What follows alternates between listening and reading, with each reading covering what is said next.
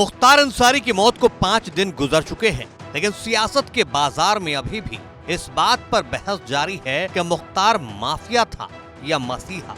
और अब तो ये बहस घर तक पहुंच चुकी है। मुख्तार के नाम पर एक परिवार में कलह मची है। बाप मुख्तार के हिमायती हैं तो बेटा मुख्तार को माफिया बता रहे हैं।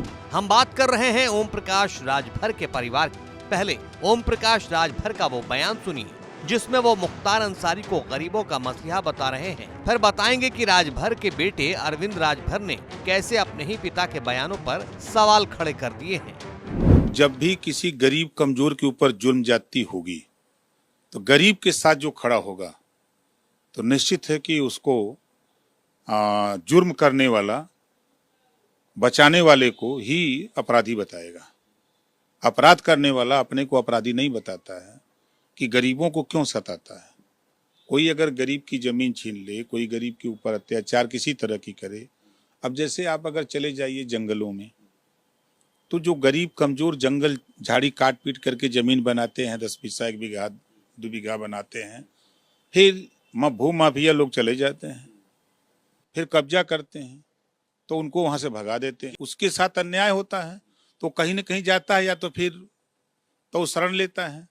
जब कोई उसकी मदद करता है तो उसको अपराधी घोषित किया जाता है। तो सुन लिया आपने, ओम प्रकाश राजभर पूरे दावे के साथ कह रहे हैं कि वो अपने बयान पर कायम रहते हैं।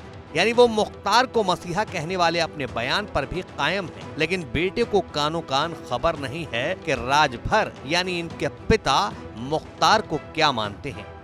ऐसा स्टेटमेंट मेरे संज्ञान में नहीं आया है अभी, और क्योंकि अगर ऐसा स्टेटमेंट आता तो सबसे पहले हमसे हमारी जानकारी ली जाती। ये तो हुई बात को टालने वाली सियासत कि मैं नहीं जानता, मुझे खबर नहीं है।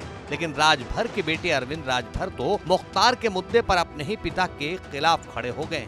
सुनिए। अब तो व्यक्ति की पहचान तो उसके कर्मों से होती है। जो जैसा काम करेगा उसकी वैसी पहचान होगी।